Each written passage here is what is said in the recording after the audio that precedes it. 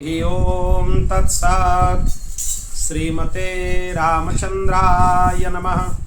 ओम परमहंसा स्वादित चरणकमलचिन्मकरन्दाय भक्तजनमानसनिवासाय श्रीरामचंद्राय नमः। वागीसा यस्य वदने लक्ष्मीर्यस्य च वक्षसि यस्यास्ति हृदये संवित् तं नृसिंहमहं भजे।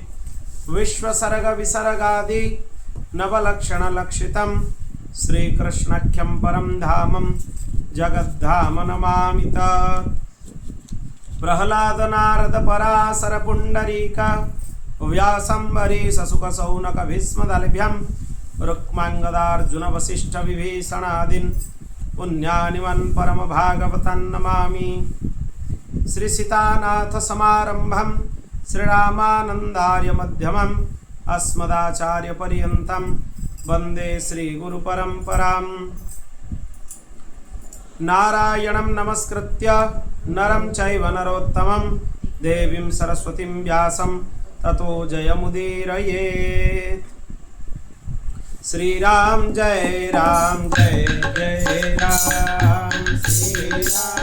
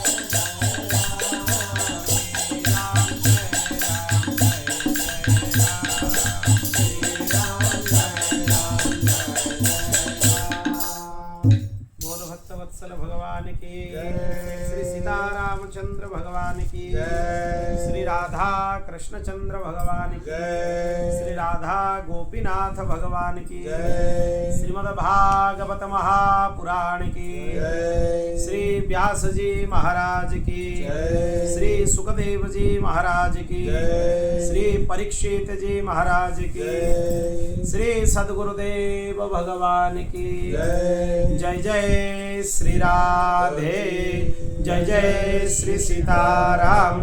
हर हर महादेव। निताय गौर हरि बोल। अनंत कोटि ब्रह्मांड नायक परात्पर अखिलेश्वर भगवान श्री हरि की महती कृपा करुणा से आज हम श्रीमद् भागवत कथा के 25वें दिवस के सत्र में प्रवेश कर रहे हैं और उसमें भी आज भगवान के दिव्य द्वारिका लीला का वर्णन चल रहा था। उसी दिव्य द्वारिका लीला के अंदर भगवान के विवाह का चर्चा हो चुकी है। उसके बाद आगे का चर्चा हम यहाँ से प्रारंभ कर रहे हैं। भगवान का 16,108 विवाह हुआ है। उनमें से जो प्रमुख 8 विवाह हैं उनके चर्चा हम कर चुके हैं। यथा हतो भगवता भौमयेन चता स्त्रियः निरुद्धा एतदा चक्व विक्रमं सारंगधन्वनः। परीक्षित जी पूछे भगवान भौमासुर को किस प्रकार मारे, जिसको नारकासुर भी बोला जाता है। भौमासुर या नारकासुर, उसका वध किस प्रकार किए। फिर उसके बाद भगवान के विवाह का बाकी चरित्र आप सुनाइए। सुखदेव जी महाराज बोले, एक दिन इंद्र द्वारिका नगरी में आकर भगवान के पास प्रणाम करके उनके पास आए, उनको प्रणाम किए। फिर बोले कि भूमि का पुत्र नरकासुर प्रजा को बहुत कष्ट दे रहा है। उसने सुर असुर गंधर्व देवता, राजा सबके कन्याओं को अपहरण करके अपने घर में बंद करके रखा है। और वरुण का छत्र, अदिति का कुंडल, देवताओं का क्रीड़ास्थल मणिपर्वत वो बलपूर्वक छीन लिया है, सब कुछ हरण कर लिया है। अब इंद्र से ऐरावत को छीनना चाहता है। इसीलिए भगवान को प्रार्थना किए कि भगवान कृपा कीजिए, इसके उपद्रव से हमें बचाइए। भगवान सत्यभामा जी को साथ में लेकर गरुड़ पर आरूढ़ होकर भौमासुर के साथ युद्ध करने के लिए उसका जो राजधानी है प्रागज्योतिषपुर वहां पर जाकर पहुंचे। भगवान सत्यभामा को ही क्यों लेके गए, उसमें एक रहस्य है। ये जो भौमासुर है ये भगवान का ही पुत्र है। भगवान जब 12 अवतार धारण किए थे, भगवती पृथ्वी देवी उनकी पत्नी है, उनसे जो पुत्र जन्मा था उसी का नाम है भौमासुर या नरकासुर। जब उसका जन्म हुआ तो पृथ्वी देवी को भगवान यह वचन दिए थे कि आप जब तक नहीं बोलेंगे तब तक इसका वध मैं नहीं करूंगा। पृथ्वी देवी को वचन दिए थे। और सत्यभामा स्वयं पृथ्वी देवी हैं, भूदेवी ही सत्यभामा के रूप में अवतरित हुई है। ये भूदेवी भगवान की पत्नी है और भूदेवी का अवतार सत्यभामा जी है। इसीलिए भगवान सत्यभामा जी को साथ में लेकर गए। जब सत्यभामा जी अतिष्ठ हो जाएगी उसके युद्ध में, जब वो आज्ञा दे देगी, जब बोलेगी भगवान इसको मार दीजिए, उनके बात सुनते ही भगवान उसको मार डालेंगे। इसीलिए सत्यभामा जी को साथ में लेकर भगवान गए भौमासुर के पास। वहां पहुंचकर भगवान गदा से पर्वत, बाणों से शस्त्र और चक्र से अग्नि, जल, वायु के आवरण तोड़ डाले। उसके राज्य में बहुत सारे आवरण थे। तलवार से सारे पास को छिन्न भिन्न कर दिए। फिर वहां पर पहुंचकर भगवान भीषण शंख ध्वनि किए, शंख बजाए। मूर नामक एक दैत्य वो निद्रा से जाग गया और त्रिशूल लेकर भगवान से युद्ध करने के लिए झपट पड़ा हुआ। ये मूर असुर, इसका 5 सिर था, 5 मस्तक था। फिर जब उसके साथ भगवान का युद्ध हुआ, भगवान उसके ऊपर अपने गदा चलाए। वो गदा से उसका जितना अस्त्र था, गदा था, सब चूर चूर हो गया, खंड खंड हो गया, नष्ट हो गया। फिर वो निशस्त्र होते ही अपने भुजा उठाकर भगवान की तरफ दौड़ा। भगवान ने अपने तीक्ष्ण चक्र से उसके बाहुओं के सहित उसके 5 मस्तक को काट डाले। भगवान वो प्राण शून्य होकर गिर गया। यह देख ताम्र अंतरिक्ष, श्रवण आदि उसके 7 पुत्र क्रुद्ध होकर भगवान से युद्ध करने के लिए आए। भगवान सबको मृत्यु के घाट उतार दिए। इस मूर नामक दैत्य को मारने से भगवान का नाम हुआ मुरारी। श्री मुरारी भगवान की जय। भगवान आगे गए। फिर भौमासुर के साथ उनका युद्ध हुआ। भौमासुर शूल लेकर भगवान के ऊपर प्रहार करने लगा।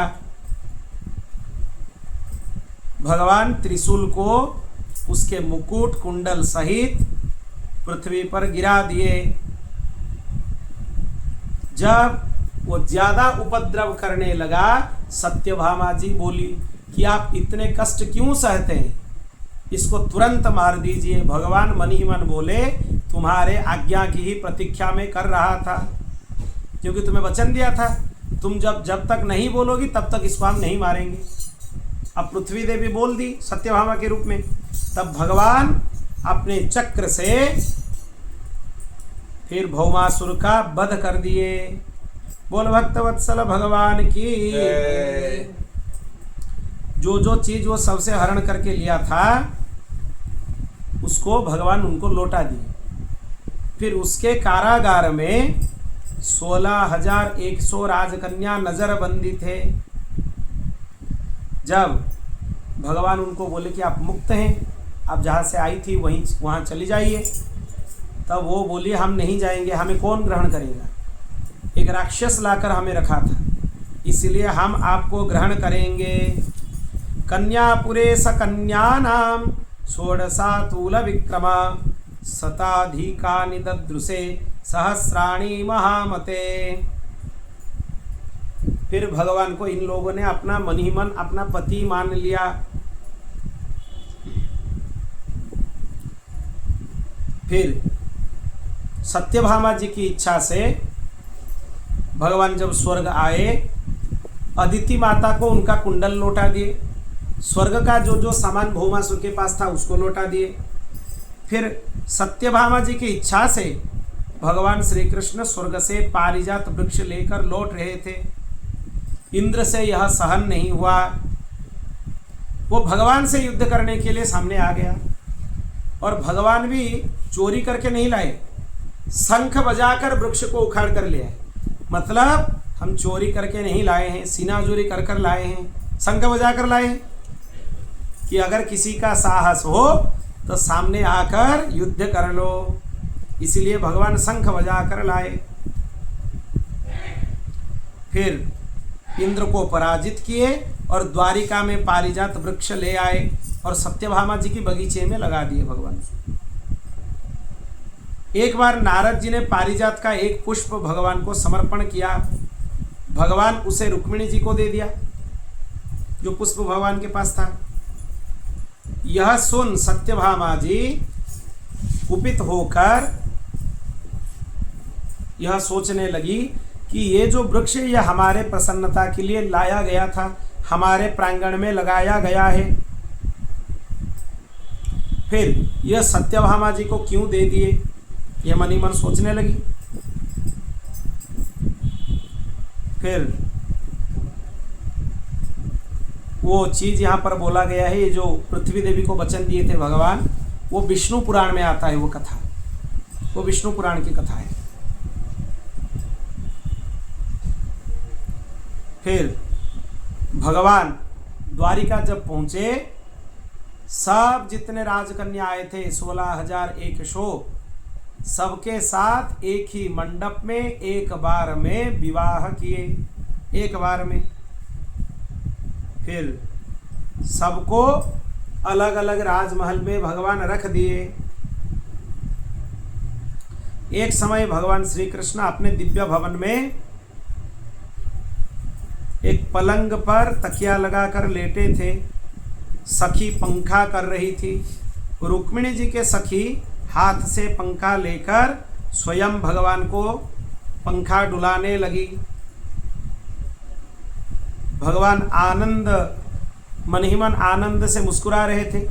किसी का गृहस्थ हो, उसमें थोड़ा बहुत मन मतांतर ना हो तो गृहस्थ का सुख भी पूरा नहीं मिलता है। भगवान सोचने लगे। वो परिहास करके रुक्मिणी जी को बोले भगवान कि तुम्हारे विवाह के समय बड़े बड़े राजा आए थे, बहुत सारे राजा आए थे, बहुत धन के अधिकारी थे वो, तुम उनको छोड़ के हमारा वर्ण क्यों किया। राजभ्यो बिभ्यता शुभ्रो समुद्रम शरणं गतान बलवद्भिकृतद्वेषान् प्रायस्त्यक्त नृपासनान्। हम राजाओं के डर से समुद्र के अंदर छिपकर रह रहे हैं, तुम राजाओं का वर्ण ना करके हमारा वर्ण क्यों किए। तुम्हारे लिए तो शिशुपाल बहुत अच्छा था, शिशुपाल का वर्ण क्यों नहीं किए। ऐसे बोलने लगे। फिर हम गुणों से हीन हैं, भगवान बोल दिए। भिक्षुकों ने झूठ मूठ ही हमारा प्रशंसा कर दिया, असल में हमारा कोई सामर्थ्य नहीं है। भगवान ऐसे बोलने लगे। अभी भी कुछ नहीं बिगड़ा रुक्मिणी, तुम अभी भी चाहो तो किसी राजा के साथ विवाह कर सकती हो। भगवान मुस्कुराकर रुक्मिणी जी को ऐसे बात करने लगे। अभी भी चाहो तो शिशुपाल के साथ तुम्हारा विवाह किया जा सकता है। ऐसे परिहास करके भगवान चुप हो गए, थोड़ा इधर उधर बोल दिए। फिर रुक्मिणी जी का हृदय कांप उठा। वो चिंता से नीचे करके मुख वो पैर से पृथ्वी को कुरेदने लगी। उनके नेत्रों से अश्रुधारा बहने लगी। वो क्रोधित नहीं हुई। भगवान सोचे थे कि थोड़ा मन मतांतर करेंगे, क्रोधित होंगे, पर रुक्मिणी जी तो भगवान की अनन्या है। उनका प्रतिक्रिया कुछ अलग ही हो गया। वो उनका कंठ अवरुद्ध हो गया, बोलने का शक्ति भी नहीं रहा। उनके हाथ से व्यजन छूट गया और दुख से वो मूर्छित हो गई। भगवान सोचे थे लो अब लेने का देना हो गया। हम सोचे थे कि इनके साथ थोड़ा कलह करेंगे, पर कलह क्या होगा, ये तो सुनते ही मूर्छित हो गई। फिर भगवान अपने 4 भुजाओं से 2 भुजाओं से 4 भुजा धारण कर लिए, 2 भुजाओं से उनको उठाए और 2 भुजाओं से उनको थोड़ा उनको पंखा खींचने लगे। उसी समय जब उनका चेतना लौटा, फिर भगवान बोले कि हम जो तुम्हें बोल रहे थे यह असल में सत्य नहीं है, हम परिहास से ही बोल रहे थे। अयम ही परमो लाभो ग्रहेषु ग्रहमेधिनाम यन्न मे निर्णयते यामः प्रियाया भीरुभामिनी। गृहस्थ के जीवन में यही लाभ है कि अपने पति पत्नी के साथ थोड़ा बहुत इधर उधर बात कर लेते हैं, आमोद प्रमोद कर लेते हैं। ये आमोद प्रमोद ही था, इससे ज़्यादा कुछ मत समझिए। फिर गृहस्थ जीवन के बारे में सुखदेव जी वर्णन करने लगे। उनके प्रत्येक पत्नी से 10-10 पुत्र उत्पन्न हुए भगवान के, और उनका गृहस्थ जीवन इतना विचित्र था, हर पत्नी को अनुभव हो रहा था कि भगवान हमारे पास हैं। 16,108 रानी हैं भगवान के। भगवान एक समय संपूर्ण रानियों के पास विराजमान रहते थे पूरा। नारद जी एक बार जाकर दर्शन किए, वो जाकर दर्शन किए, रुक्मिणी जी के पास भगवान है। फिर रुक्मिणी जी के भवन से जब सत्यभामा जी के भवन में गए, वहाँ भी भगवान है। जब वहाँ से जाम्बवती जी के भवन में गए, वहाँ भी भगवान है। हर जगह एक साथ भगवान का दर्शन हुआ। तो वो समझने लगे कि भगवान सर्वसामर्थ्यवान है, इसलिए सब रानियों के यहाँ एक साथ भगवान विराजमान हैं। भगवान उनके 8 पटरानी थे। सर्वप्रथम उनका जो वंश है उसका वर्णन किया गया। देखिए यहाँ पर एक चीज मतांतर है, हम पहले बोल देते हैं। जो भागवत जी के 3 स्कंध में विदुर उद्धव संवाद हैं, वहाँ पर पूछे हैं, वहाँ पर विदुर जी उद्धव जी को पूछे हैं सत्यभामा नंदन चारुदेशनु कैसे हैं। सत्यभामा के पुत्र चारुदेशनु हैं, वहाँ पर लिखा हुआ है। पर असल में 10वें स्कंद का अगर आप अध्ययन करें तो चारुदेशनु रुक्मिणी जी का पुत्र है, सत्यभामा नंदन नहीं है। तो वहां पे सत्यभामा नंदन लिखने का आशय क्या हो सकता है, कल्प भेद से उसको समझना चाहिए। किसी कल्प में चारुदेशनु सत्यभामा के नंदन होंगे, इसीलिए वो कल्प भेद में पूछा गया होगा, यह समाधान हो सकता है। नहीं तो जननी तो सबके एक ही तत्व हैं, तो जो तत्व चारुदेशनु के माता रुक्मिणी जी है वही चारुदेशनु के माता सत्यभामा जी है, ये भी बोला जा सकता है। इसलिए इसमें दोनों तरह का समाधान लिया जा सकता है, क्योंकि 3 स्कंद में स्पष्ट लिखा है सत्यभामा नंदन चारुदेशनु और 10वें स्कंद में स्पष्ट लिखा है रुक्मिणी नंदन चारुदेशनु। दोनों ही सही है, कल्प भेद से दोनों सही है। रुक्मिणी जी के पुत्र हैं प्रद्युम्न, चारुदेशनु आदि 10 पुत्र हुए। जाम्बवती के सांब, सुमित्र आदि 10 पुत्र हुए। सत्यभामा के भानु, सभानु आदि 10 पुत्र हुए। कालिंदी के श्रुत, कवि आदि 10 पुत्र हुए। मित्रवृंदा के ब्रक, हर्ष आदि 10 पुत्र हुए। नागनजिति के वीर, चंद्र आदि 10 पुत्र हुए। भद्रा के संग्राम, जीत और बृहत्सेन आदि 10 पुत्र हुए। लक्ष्मणा के प्रघोष और गात्रवान आदि 10 पुत्र हुए। भोजकट नामक पुरी के निवासी रुक्मिणी के बड़ा भाई रुक्मी की कन्या रुक्मवती से प्रद्युम्न जी का फिर विवाह हुआ। प्रद्युम्न जी के पुत्र अनिरुद्ध जी हुए। प्रद्युम्न जी के दूसरा विवाह भी हुआ है। इस प्रकार श्री कृष्ण के पुत्र पौत्र करोड़ों की संख्या में है। 56 कोटि यदुवंशी बोला जाता है, इसीलिए बहुत सारे, इतने सारे रानी, हर एक रानी के 10-10 पुत्र, फिर उनके पौत्र हैं, इसी तरह बहुत सारे हैं। फिर सुखदेव जी को यहाँ पर परीक्षित जी पूछे कि रुक्मी तो भगवान श्री कृष्ण को शत्रु मानता था, फिर वो अपनी कन्या भगवान के पुत्र प्रद्युम्न जी के साथ कैसे विवाह कराए। सुखदेव जी ने कहा, रुक्मवती ने स्वयंवर में प्रद्युम्न जी का स्वयंवरण किया, वो स्वयंवर हो रहा था। इस प्रकार रुक्मी वहां पर शर्त रखा था कि जिसको रुक्मवती विवाह करना चाहे स्वयंवर में उसके साथ विवाह कर सकता है। इसी स्वयंवर के कारण ही प्रद्युम्न जी के साथ उनका विवाह हुआ, नहीं तो उनका विवाह होना संभव नहीं था। इसी प्रकार बहुत सारे यदुवंशी विस्तार हो गए।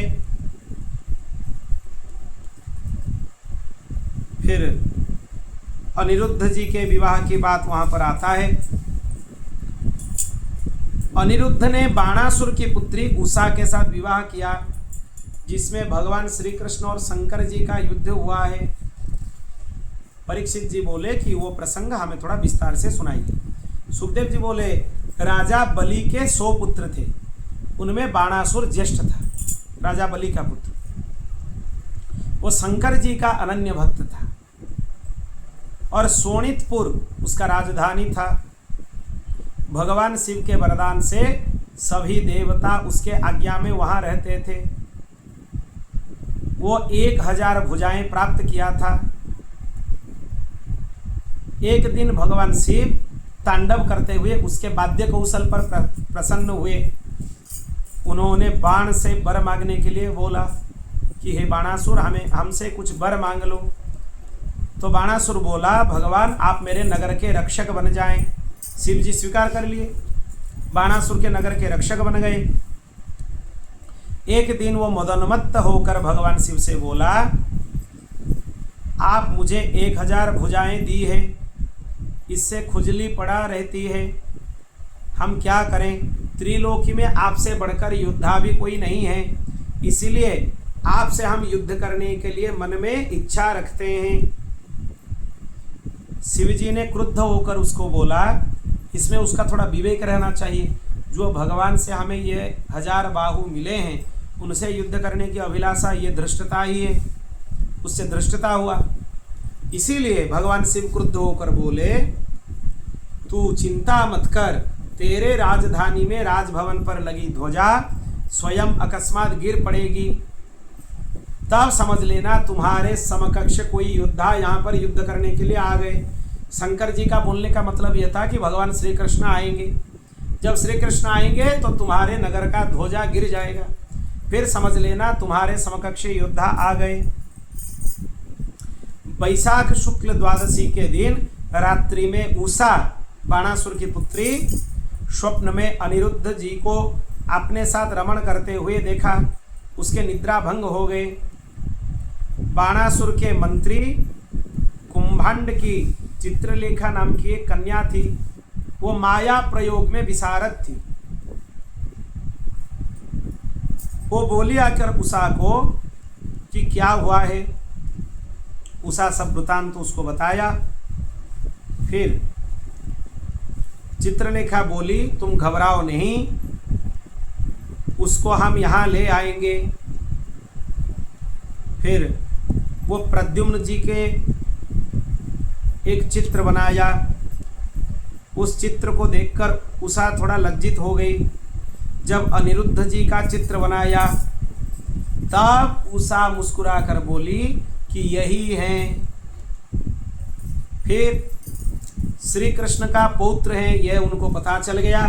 वो आकाश मार्ग से आ गई क्योंकि उनको माया पता थी। वो अनिरुद्ध जी को सैया के सहित उठाकर सोनीतपुर ले आए। रात ही उनका अपहरण करके ले आए। फिर उषा उनके साथ एकांत में विहार करने लगी। महल के रक्षक जब उसको देखे फिर बाणासुर को जाकर सूचना दिए। बाणासुर सुनते ही कन्या के अंतपुर में पहुंचा। वहां एक पुरुष को वो देखा, स्तब्ध हो गया। फिर अनिरुद्ध ने लोहदंड से सब सैनिकों को मारकर भगा दिया। फिर बाणासुर ने नागपाश में अनिरुद्ध को बांध लिया। फिर ऐसे ही बहुत दिन बीत गए। यहाँ पर द्वारिका में सब लोग शोक से आतुर होने लगे कि अनिरुद्ध कहाँ है, अनिरुद्ध को किसने ले गया। जब श्री कृष्ण को ये संवाद पता चला, वो 12 अक्षौहिणी सेना लेकर सोनीतपुर गए। सेना नगर के चारों ओर से घेर लिया। जब युद्ध स्थल में भगवान आकर पहुंचे, वही हुआ जो शंकर जी बोले थे, उसके नगर का ध्वजा गिर गया और भगवान शंकर वृषभ पर नंदी पर सवार होकर युद्ध करने के लिए आए। श्री कृष्ण से रुद्र का, प्रद्युम्न का कार्तिकेय से, कुंभंड का बलराम से और वाणासुर का सात्यकी से भीषण युद्ध होने लगा। भयंकर बाणों की वर्षा होने लगे। श्री कृष्ण रुद्र दोनों परस्पर एक दूसरे के मंत्रपुत अस्त्र को काटना प्रारंभ किया। ब्रह्मास्त्र का ब्रह्मास्त्र से, वायव्यास्त्र का पार्वतास्त्र से, आग्नेयास्त्र का पार्जन्यास्त्र से, नारायणास्त्र का पाशुपतास्त्र से वारण किया गया। अंत में श्री कृष्ण जृंभणास्त्र निद्रोत्पातक अस्त्र से रुद्र को मोहित कर कर बाणासुर की सेना का मर्दन प्रारंभ कर दिए। भगवान शिव को मोहित कर दिए। फिर बाणासुर सात्यकी को छोड़कर श्री कृष्ण से युद्ध करने के लिए पहुंचा। भगवान उसके सब बाण काट दिए। अंत में उसके रथ सहित सारथी घोड़े को मारकर विजय सूचक शंख भगवान ने बजा दिया। मतलब यह समझ लेना चाहिए कि भगवान युद्ध में विजय प्राप्त कर लिए। फिर उसी समय वाण की माता कोटरा खुले बाल नग्न हो युद्ध में आ गई। उसको देखकर श्री कृष्ण भगवान मुंह फेर लिए। फिर समय पाते ही विरथ बाणासुर नगर में जाकर घुस गए। रुद्रदेव भगवान महेश्वर अपने सभी ज्वरों के सहित वहां पर पहुंच गए। ये जो ज्वर हैं शरीर का, ये भगवान शिव के गण हैं, ये उपद्रव करते हैं। ये जाकर वहां पर पहुंच गए। फिर वो रुद्र ज्वर जो था, भगवान श्री कृष्ण ने उसके वारण करने के लिए वैष्णव ज्वर, शीत ज्वर का प्रयोग कर दिया। 2 ज्वर हैं, एक रुद्र ज्वर जो कि ताप वाला है और एक वैष्णव ज्वर जो कि शीतल वाला है। शरीर शीतल पड़ जाता है, वो भी ज्वर है, वो ज्यादा भयंकर है। फिर शीत ज्वर के आक्रमण से सब पीड़ित होकर चिल्लाने लगे और भगवान रुद्र ने भगवान की स्तुति करने लगे, भगवान को प्रणाम किए। श्री कृष्ण उनको प्रसन्न होकर बोले, 3 सिर वाले हैं ज्वर, मैं तुम्हारे ऊपर प्रसन्न हूं। ज्वर को बोले और बोले कि अब हमारे ज्वर से तुम्हारा भय दूर हो जाएगा। जो मनुष्य श्रद्धा भक्ति से हम तुम दोनों का यह संवाद स्मरण करेगा, सुनेगा, उसे ज्वर का भय नहीं रहेगा। शिव ज्वर विष्णु ज्वर के कथन के श्रवण करने से ज्वर का प्रकोप नष्ट हो जाता है। फिर भगवान अपने बाणों से बाणासुर के 1000 भुजाएं काट दिए, एक एक करके गाजर मूली के जैसे भगवान काट कर सब अलग कर दिए। इतना भयंकर युद्ध था। अंत में बाणासुर को अभय प्रदान करने के लिए भगवान शिव ने 12 श्लोकों से भगवान श्री कृष्ण की स्तुति किए। फिर भगवान उसका अनुमोदन किए। प्रहलाद जी को भगवान वरदान दिए थे कि तुम्हारे कुल में कोई भी मुझसे बद्ध नहीं होगा, अवध्य होगा। वो बात भगवान को स्मरण आया। प्रहलाद जी के पुत्र के कौन है? विरोचन, विरोचन के पुत्र बलि, और बलि के पुत्र बाणासुर, ये भी भक्त के पुत्र हैं। इसलिए भगवान वो स्मरण किए कि हम वो वचन दिए थे प्रहलाद जी को कि उनके वंश में कोई भी मेरे से वध्य नहीं होगा। फिर बाणासुर अभय प्राप्त किया। उसको एक विचित्र अनुभव हुआ कि भगवान शिव और भगवान श्री कृष्ण दोनों में कोई अंतर नहीं है। जो श्री कृष्ण है वही शिव है, जो शिव है वही श्री कृष्ण है। फिर अनिरुद्ध को द्वारिका लेकर आ गए।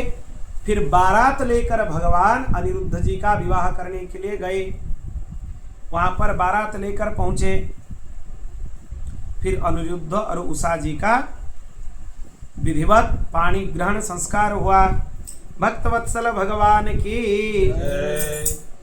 एक समय सांब, प्रद्युम्न आदि भगवान के पुत्र क्रीड़ा करने की इच्छा से उपवन गए। वहां पर एक कुएं के पास जाकर पहुंचे जल पीने के लिए। वहां पर देखिए एक पर्वताकार गिरगिट पड़ा हुआ है। गिरगिट तो छोटा होता है, वो बहुत बड़ा गिरगिट है, वो भी रंग बदलने वाला गिरगिट। फिर वो जान नहीं सके कौन है। भगवान वहां आकर पहुंचे। फिर भगवान को इन लोगों ने पूछा ये कौन है। फिर भगवान के करस्पर्श पाने से वो गिरगिट मुक्त होकर देव रूप में प्रकट हो गया, सुवर्ण रूप हो गया उसका। बहुत सुंदर सुंदर आभूषण उसके यहाँ थे। फिर भगवान उसको पूछे कि तुम कौन हो, अपना परिचय और अभिशाप का वृत्तांत सब सुनाओ। फिर वो जो गिरगिट बने थे वो बोलने लगे कि भगवान में इक्ष्वाकु का पुत्र, दान वीरों में विख्यात राजा नृग हूं। जितने दानियों की गणना जब किया जाता है हमारे नाम सर्वश्रेष्ठ स्थान पर होता है। और यही दान का अभिमान के लिए ही मैं इतने भयंकर अवस्था में आकर पहुंच गया। आकाश में जितने तारे हैं और वर्षा होने से जितने बूंदे गिरते हैं उससे कई गुना ज्यादा गोदान में कर चुका हूं। मतलब इसको कोई गिन नहीं सकता है, इतना दान वो किए हैं, कोई गिन नहीं सकता है। उनके साथ एक अघटन हो गया। देखिए यहाँ पे एक संकेत है। आप जितने भी दानशील हो, कोई सत्कर्म करते हो, कुछ भी करते हो, अगर भगवत विमुख है कभी भी आपका पतन हो सकता है। एक बार वो एक ब्राह्मण जी को गोदान किए। वो ब्राह्मण के यहाँ जो गोमाता थी वो रात को फिर से आकर राजा नृग के गोष्ठ में रह गई। गलती होने से राजा नृग वही गोमाता को दूसरे दिन दूसरे ब्राह्मण को दान कर दिए। गलती से उनको पता नहीं चला। वो गोमाता वहां से आकर इनके गोष्ठ में रह गई थी। और फिर वो गोमाता को लेकर ब्राह्मण जाने लगे। मार्ग में दूसरे ब्राह्मण जो पहले दिन दान लिए थे वो आ गए। दोनों में मीमांसा नहीं हो पाया कि कौन ये गोमाता को लेकर जाए।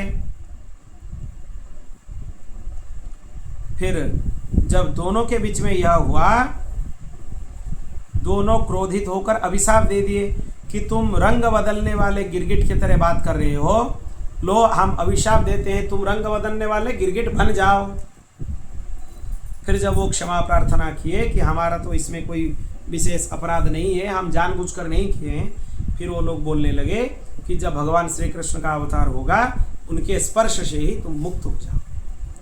ऐसे नृग राजा का चरित्र है। बोलो भक्तवत्सल भगवान की। बलराम जी गोकुल गए। वहां पर जाकर क्रीड़ा करने लगे। फिर वहां पर बलराम जी अपने पत्नियों के साथ जल क्रीड़ा करने हेतु यमुना जी का आवाहन किया। पर यमुना जी देखी कि ये मदोन्मत्त स्थिति में है, इसलिए यमुना जी नहीं आई। इससे बलराम जी हल के अग्रभाग में यमुना को खींचा। यमुना जी घबरा गई, वो क्षमा याचना की। फिर बलराम जी अपने स्त्रियों के सहित यमुना में उतरकर यथेष्ट जल में जल विहार किए। उनको ज्ञात नहीं हुआ, लगातार 2 मास तक रात्रि में यह दिव्य लीला चलने लगी।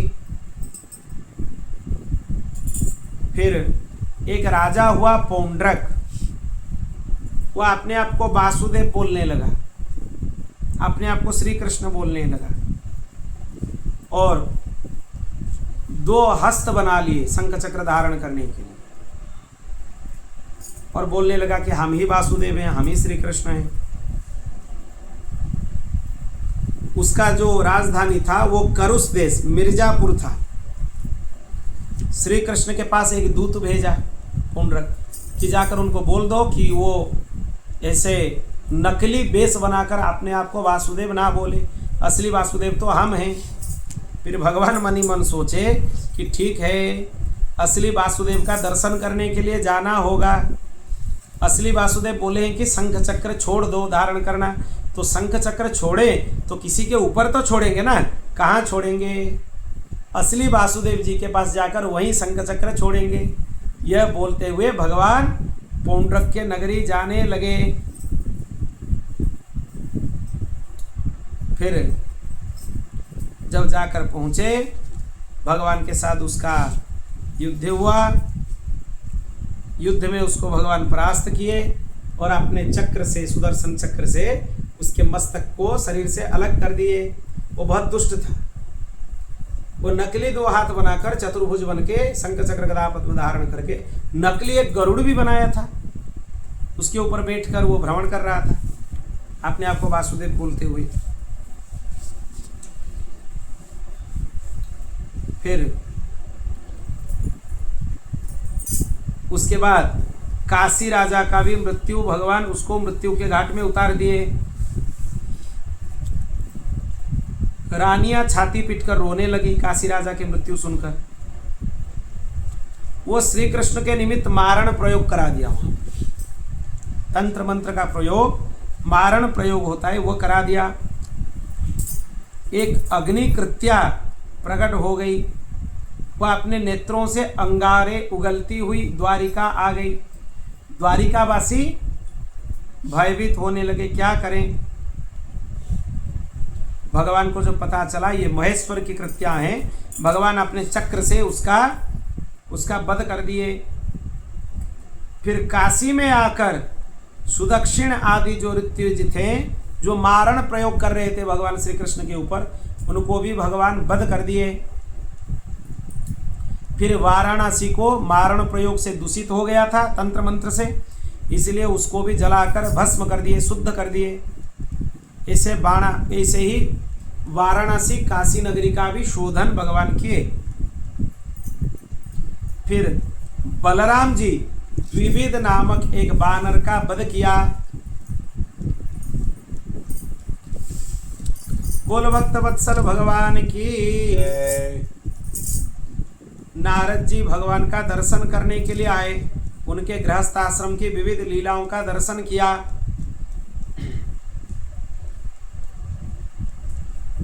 वो सोचे कि इतने सारे राजकन्याओं को भगवान एक साथ रखते हैं, वो कैसे क्या करते हैं, वो देखने के लिए आए। पर जब आए देखे कि हर जगह भगवान है।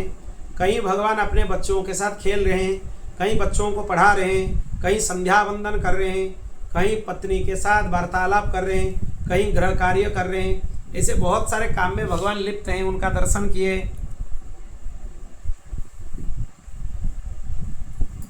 फिर ऐसे उद्धव जी के मंत्रणा से भगवान इंद्रप्रस्थ गए। पांडवों ने वहां पर राजसूय यज्ञ करने के लिए मनस्थ किए। कौन कर सकता है? जब सब राजा उनके आधिपत्य स्वीकार करेंगे तब कर सकता है। पर तब तक जरासंध बचा हुआ था, उसका मृत्यु नहीं हुआ था। इसलिए अर्जुन और भीमसेन को लेकर जरासंध के नगर में भगवान पहुंच गए। फिर वहां पर जो एक विशाल घंटा था उसको बजा लिए। ये ब्राह्मण के वेश धारण करके गए थे, वो युद्ध की भिक्षा याचना किए। जरासंध बोला, देखो श्री कृष्ण को बोला कि श्री कृष्ण अर्जुन ये दोनों हमारे समकक्ष नहीं है, हमारे समकक्ष तो भीमसेन है। अगर हम युद्ध भी करेंगे तो भीमसेन से करेंगे, दूसरे किसी से नहीं करेंगे। तो भीमसेन से जरासंध का भीषण युद्ध हुआ। युद्ध भूमि में बार बार भीमसेन उसको चीर देते थे बीच में से, फिर वो जुड़ जाता था। तब भगवान एक तिनका को अलग करके विपरीत दिशा में फेंक कर उसको संकेत कर दिए भीमसेन को कि जरासंध को मारना है तो उसको बीच में से चीर कर विपरीत दिशाओं में फेंक दो, तब जाके जरासंध को मार सकते हो। ऐसे करके भीमसेन जरासंध का वध किए। फिर जरासंध के कारागार से 10,000 राजा जिनको बंदी करके रखा था उनको मुक्त करवाए। सब राजा युधिष्ठिर के आधिपत्य स्वीकार किए, भगवान को स्तुति करने लगे। कृष्णाय वासुदेवाय हरये परमात्मने प्रणतः क्लेशनाशाय गोविंदाय नमो नमः। यह श्लोक यहाँ का ही है, राजाओं के द्वारा स्तुति करने वाला श्लोक है। इसी तरह राजसूय यज्ञ प्रारंभ हो गया। फिर अग्र पूजा किसका हो इसका विवेचन होने लगा। जब सब तरह से सब लोग अपने अपने वचन बोले, भीष्म पितामह बोले कि श्री कृष्ण का ही अग्र पूजा होना चाहिए, श्री कृष्ण का भिन्न भिन्न लीलाओं का गान करने लगे भीष्म पितामह। इसे सुनकर शिशुपाल वहां पर था, वो बहुत अपशब्द बोलने लगा। पहले तो भीष्म पितामह को गाली दिया, फिर श्री कृष्ण को भी चुन चुनकर एक एक गाली देने लगा। भगवान के बुआ का पुत्र है शिशुपाल। जब शिशुपाल का जन्म हुआ था उसका चतुर्भुज था। तब आकाशवाणी हुआ था जिसके गोद में इसका 2 हाथ अंतर्ध्यान हो जाए उसके हाथ से ही इसका मृत्यु होने वाला है। जो शिशुपाल छोटा था, भगवान श्री कृष्ण उसको जाकर अपने गोद में ले लिए। श्री कृष्ण के गोद में ही उसका 2 हाथ अंतर्ध्यान हो गए, बाकी 2 हाथ रहे। तब उनके बुआ बोले थे कि इसका 100 दोष क्षमा करना, 100 दोष क्षमा करना। इसलिए भगवान उसके 100 गाली सुनते रहे। जब 100 से ऊपर हो गया, भगवान तुरंत सुदर्शन चक्र को धारण कर लिए और शिशुपाल का मस्तक उसके शरीर से अलग कर दिए।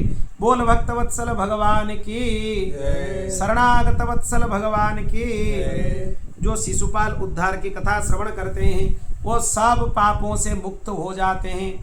ऐसे ही उनका राजसूय यज्ञ हुआ। यज्ञ के अंत में अब भृत स्नान, जो यज्ञाभृत स्नान बोला जाता है, उसको भी किए। फिर दुर्योधन का मान भंग किया गया। शिशुपाल के सखा साल्व, उसका भी यादवों से बहुत भीषण युद्ध हुआ। फिर श्री कृष्ण भगवान साल्व का वध किए। वो बहुत मायावी था साल्व। फिर आगे भगवान श्री कृष्ण दंतवक्त्र और विदुरथ आदि का भी वध किए। फिर बलराम जी जब नैमिषारण्य क्षेत्र में जाकर पहुंचे, वहां पर सुत जी व्यासपीठ पर विराजमान होकर शास्त्र का वाचन कर रहे थे। वो थे लोमहर्षण सुत। बलराम जी जब आए, ये अपने आसन से नहीं उठे क्योंकि यह व्यासपीठ का मर्यादा है। तब बलराम जी ने अपने हल मुशल प्रयोग करके लोमहर्षण सुत जी का वध कर दिया। वध करने से उनको ब्रह्महत्या लगा। कुछ लोग बोलते हैं कि सूत जी ब्राह्मण नहीं है, ब्राह्मण नहीं है तो उनको वध करने से बलराम जी को ब्रह्महत्या क्यों लगा। फिर सूत जी के पुत्र उग्रश्रवा सूत को बलराम जी व्यासपीठ पर बिठाए, उनको आशीर्वाद दिए कि यह भी अपने पिता के जैसे पुराण का वाचन करेगा और ब्रह्महत्या के निवारणार्थ प्रायश्चित्त के रूप में बलराम जी तीर्थाटन करने लगे, भिन्न भिन्न तीर्थों का भ्रमण करने लगे। इसी तरह यहाँ पर 79वां अध्याय 10वें स्कंद का पूरा होता है। आगे का चरित्र है सुदामा चरित्र। सुदामा चरित्र को कल हम बहुत विस्तार से श्रवण करेंगे, क्योंकि सुदामा चरित्र भागवत जी का विलक्षण चरित्र है। और आजकल के जो वक्ता महानुभव हैं वो सुदामा चरित्र को बहुत विकृत करके परिवेषण करते हैं, जो कि बिल्कुल नहीं करना चाहिए। हम कल भागवत जी में सुदामा चरित्र सुनेंगे और भागवत जी में जैसे लिखा हुआ है वैसे ही श्रवण करेंगे। कहीं भी भागवत जी में सुदामा जी के लिए दरिद्र शब्द नहीं आया है, नहीं लिखा हुआ है। तो भागवत जी में जैसे दिया हुआ है ऐसे ही श्रवण करेंगे। बोल भक्त वत्सल भगवान की। कल दसम स्कंद के जो बाकी चरित्र है उनका श्रवण कर लेंगे। कल 26वां दिन है। कल के बाद जो बाकी का शेष 4 दिन रहेगा उसमें एकादश स्कंद का चर्चा करेंगे, जो कि दार्शनिक विभाग है भागवत जी का, दर्शन विभाग है। वहाँ पर भक्ति के बड़े बड़े सिद्धांतों का विवेचन किया गया है। वो कथा कल के सत्र में और आगे के सत्र में हम श्रवण करेंगे। बोल भक्त वत्सल भगवान की जय। गोविंद जय जय गोपाल जय जय गोविंद जय जय गोपाल जय गोविंद जय जय गोपाल जय जय गोविंद जय जय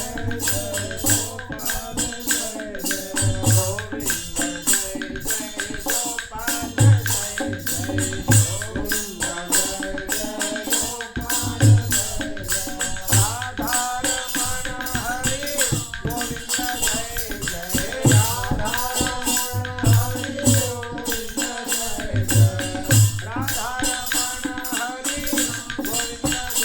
जय